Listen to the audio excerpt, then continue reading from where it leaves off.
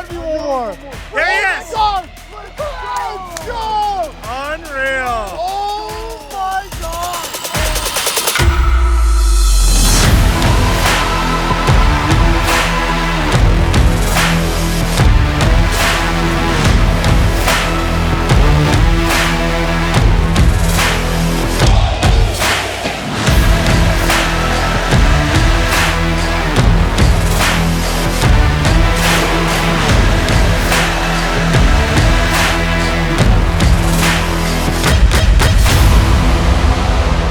How freaking awesome was that? Today's video is going to be epic, and it's one that I've been sitting on for a while now, but I'm so excited to finally be able to share it with you guys. Now, to give you a little bit of background, Sam Ekholm was producing a video on the C-17 Globemaster III, which is a cargo airplane in the US Air Force. And that's what a lot of people think about when they see it. They think it's just a cargo plane that hauls a lot of weight and supplies all over the world. But it's a lot more than that. It's way more impressive than just that. And Sam, if you don't know him, has a YouTube channel that focuses on military technology, aircraft, boats, ground vehicles, everything like that. And he was producing a full feature on the C-17. So what was my job? My job was to capture jaw-dropping footage of the C-17 doing low-level training. So flying low through valleys, up over mountaintops, through canyons, and just flying in ways that people don't normally get to see. Because these giants are typically, like I said, associated with cargo. But they can do a lot more than that, and they're way, way, way more impressive than that. Their capabilities and maneuverability are just mind-blowing. And I've filmed plenty of low-flying aircraft, but the C-17 holds a special place in my heart because it has to be one of the most impressive aircraft to catch doing that. Fighter jets are ones that you expect to maneuver like this. But when you see the size of the C-17, it's not something that you expect. Here's some stats about it. The wingspan is 170 feet. It's 174 feet long and 55 feet tall. It can haul 170,000 pounds. Each Pratt & Whitney engine produces 40,000 pounds of thrust. That's 160,000 pounds of thrust total, which is nuts.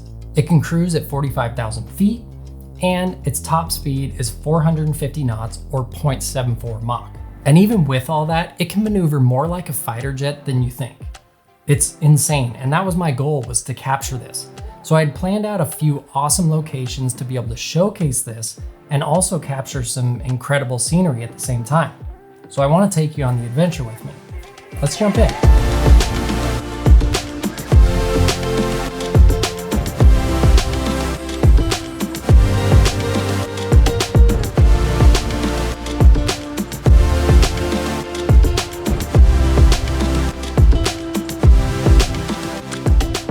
All right, so the first location is this really cool canyon in central Washington where the Yakima River has carved its way through the landscape over millions and millions of years. And it also has this amazing driving road. So it's one of my favorite places to just go for a drive because it has these amazing curves that just follow the river. And that's the other reason I chose it, was because the way that the planes would fly through is following that same path as the river just naturally. So basically what they're gonna do is come up that canyon there, following the river, and then pass by me this way. It's gonna be so sick. So the goal here was to get all three of the aircraft in one shot, and I could see them kind of weaving back and forth and doing this dance while following the river and the canyon. And they were doing this in VFR, so visual flight rules, which means they had to be at 500 feet and 250 knots, which isn't close to their limits or anything, but it's still really cool to see, especially when you have them moving around so much. You want to see the final shot? Check it out.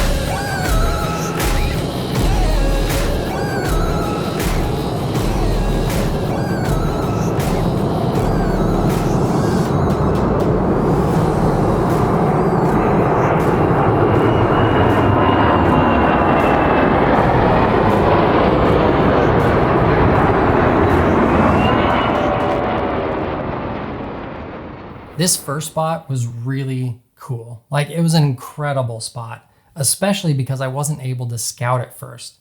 I just figured this one out on Google Earth. I kind of found a spot that I thought would be really cool and look really cool for this shoot.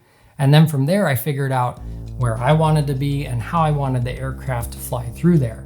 So I was able to do that, and it completely exceeded my expectations. I was blown away by it, and I was so happy with the final product. To top it off, one of the most fun things for me on this spot was there was a campground down below me where there was a bunch of kids that as soon as the planes flew over, they were hooting and hollering, just so pumped that they just got buzzed by 3 C-17s flying low through that valley. That's gonna be a core memory for those kids. Like, I couldn't imagine if I was a kid and saw that. That would just be so freaking cool. Well, I got them, and man, was it sick. Watching them weave through the canyon before they flew past me was just something else. Seeing 3 jets that big flying like that is just, it's insane. It's something you don't see every day. And I'm definitely coming back to this spot because it's cool. But it's a chore getting up here, and it's hot right now.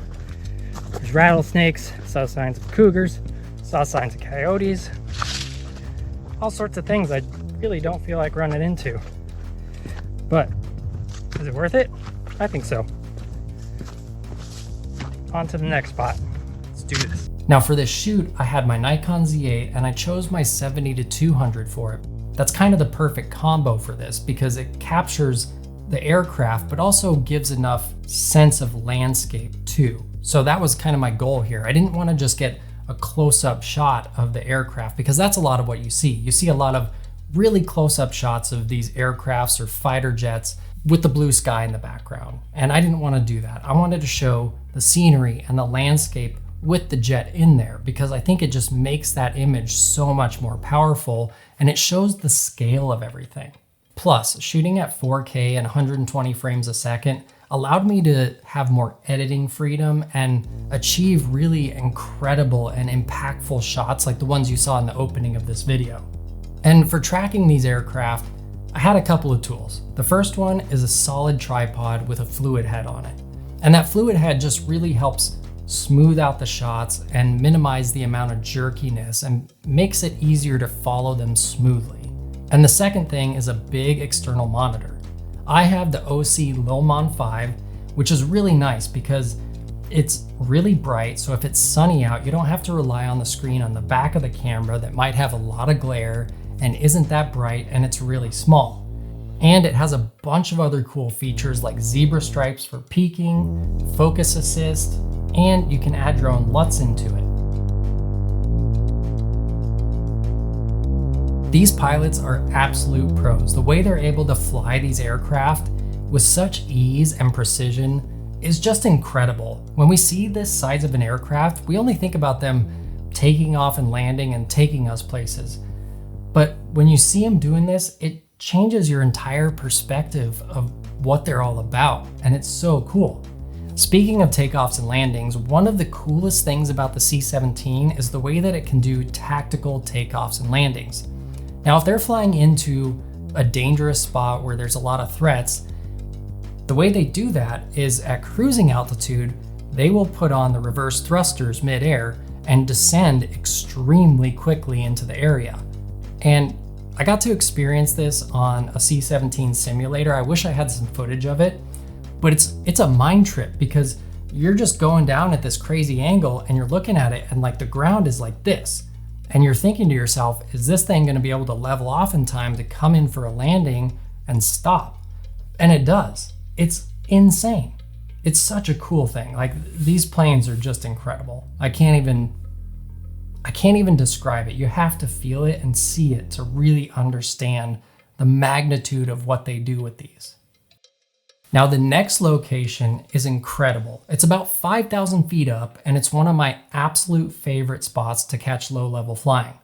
From here, you can see insane views of Mount Rainier, Mount Stewart, and the peaks of the Cascade Range.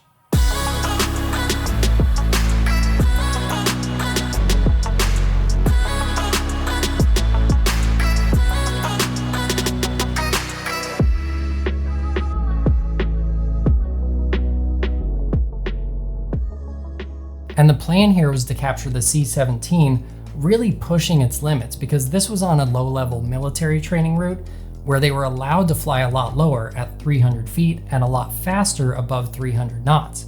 And with those speeds, they're able to actually achieve what this aircraft can do. It can bank 60 degrees and it can have a roll rate of 40 degrees per second at those speeds. So this is where it was really going to show off its maneuverability. And the conditions up here were vastly different than they were down in the desert. It was about 10 degrees cooler and it was nice and clear, so it wasn't too hot. I brought my dog with me because I didn't have to worry about the heat. I didn't have to worry about rattlesnakes. You know, gotta keep the little guy safe. But it was incredible. It was a perfect day for this. It was clear, no wind, no smoke, no clouds. You could see the mountains. It was just perfect for this day. Unfortunately, we didn't get to shoot. Well, a little bit of bad news. They canceled the flights this afternoon. Got the first one this morning, so I'm pumped about that, but unfortunately, I have to head home for the day. But look at this view. There's Mount Rainier right there. There's a bunch of mountains over there. Pretty sweet, right? This is one of the coolest spots up here. I love it. I guess it wasn't all too bad because, to be completely honest, I was absolutely wiped from earlier that day. I was exhausted, so I didn't mind the rest. And we also had another backup day 2 days later that we had planned, so it would work out great. So on day 2, the Fur Missile and I made our way back up to the mountaintop. All right, made it back up to this spot. Dog's right there, camera's down there, mountains over there. And yeah, it's a little windy. I'm kind of hiding in this little cave here because it's just so windy, so hopefully the weather holds out. No mechanical problems. Kane doesn't jump off the cliff. We'll see what happens. Unfortunately, the weather had changed quite a bit. The wind had rolled in and it was pretty intense, which made things challenging in a couple different ways. First, it kind of grabs the lens and makes it hard to keep stable. Second, the audio, all you're going to hear is wind. And third, it blew in a bunch of smoke from a wildfire. So the views just weren't nearly as incredible as they were the day before. But that's kind of the nature of these shoots. You're really at the mercy of the weather and you can't control it. So you just kind of have to roll with it. And I knew that while it wasn't ideal, I knew the shots were still going to be incredible. And I have to say that this one turned out incredible. Probably one of the best shots I've ever gotten. And like I mentioned, this is where the C-17 really shines.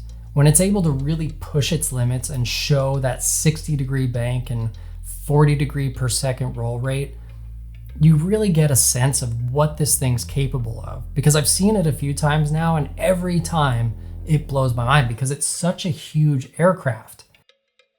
I told him to come up this valley to the south of me, but instead of coming straight in front of me and just going over the ridge line like we did in the test, I asked them to make a hard bank right and come straight up over the top of me. So I gave them these 2 rock pillars to aim for, and I was going to be right in the middle of those. And I just have to say, they absolutely nailed it. Nailed it.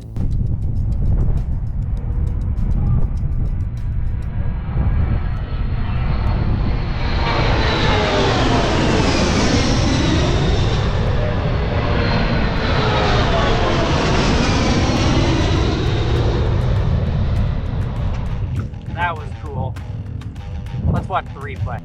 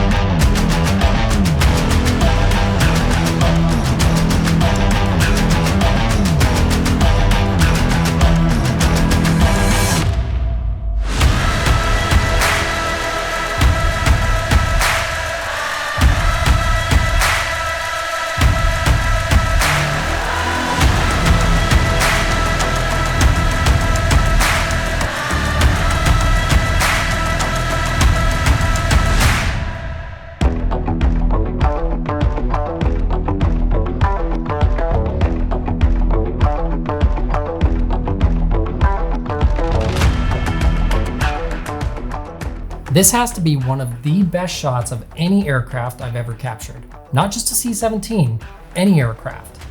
And to top it off, the number 2 jet did something that I've never seen a C-17 do. It had vape going over the top of the wings. I'd seen fighter jets do that quite a few times, and I'm sure you've seen videos of that, but I'd never seen a C-17 do that.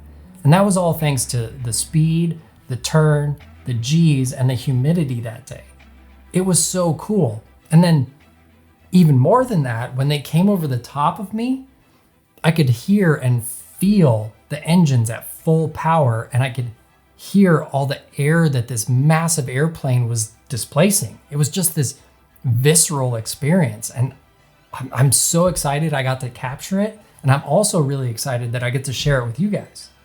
All right, got them at this spot. Heading over to the second one for the sunset, which will be awesome. It's really steep right here, so I'm just kind of scrambling down, but that was sick. And I'm pumped with the shot I got. Just looked at it. It was awesome. Here we go.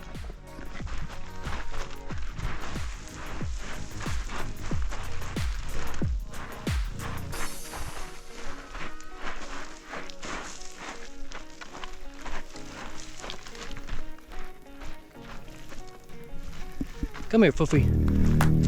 Say hi. All right, let's go.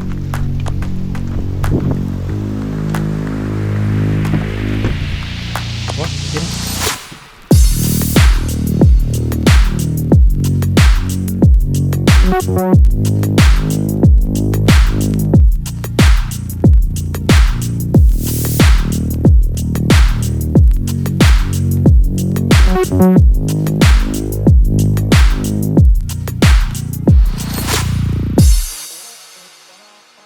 Now for the next and final spot, the focus was on sunset. And this was really special because I'd never shot anything like this at sunset before. And the nice thing about sunset, that golden hour light for any type of photography just makes it that much better. So being able to shoot these aircraft this time was really special for me. And for this one, I decided to get higher up and go to a place that I'd actually shot C-17s before that had this incredible view of the mountain peaks in the Alpine Lakes wilderness. We had originally timed it perfectly where they would be in the sunlight the entire way, that golden sunlight the entire shot. But then I found out that they were gonna be delayed, so I got a little bit nervous. And as I watched the sun go down behind the mountains, I almost shed a tear. It was just heartbreaking because it wasn't gonna be that perfect shot that I wanted. But luckily, just a couple minutes later, they told me that they were on their way and they'd be able to fly it without it being dark. So we still had a chance to get an incredible shot. And we did.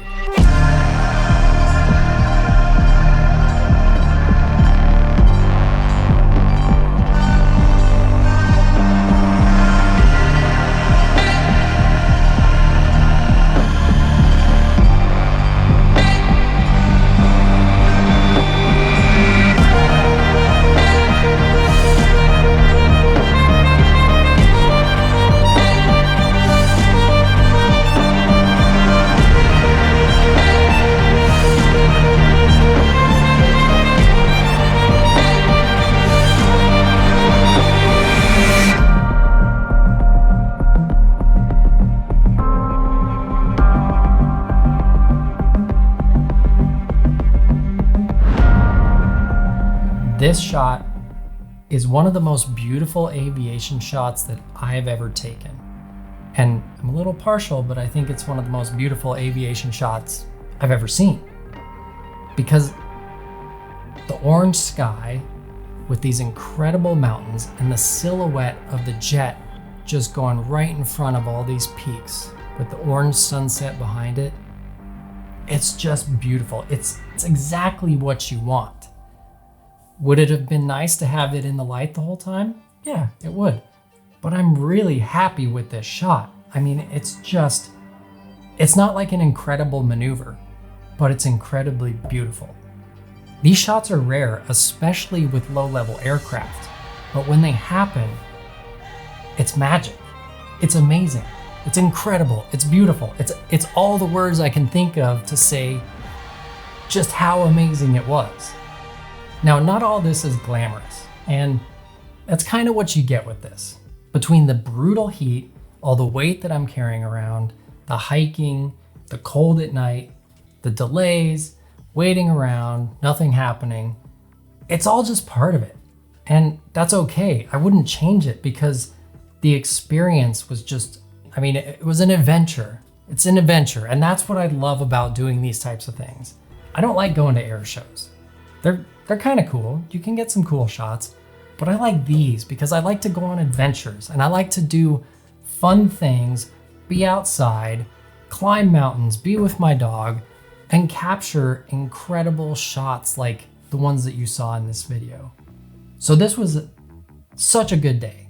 I was so happy. Actually, 2 days. It was 2 incredible days. Even though day 1 was really hot, it was 2 incredible days because I was able to shoot things and do what I love. This is what I love. Truly. I love adventuring and I love sharing it with you.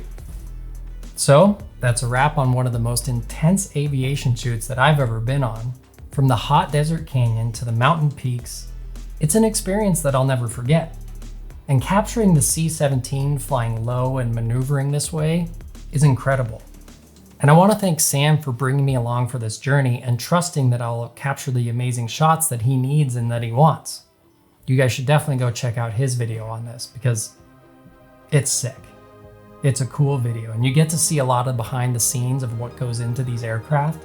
So I'll link it below. And if you enjoyed this video, like it, hit that subscribe button. You can follow me on Instagram to see more content like this. And I will catch you guys in the next video. See ya.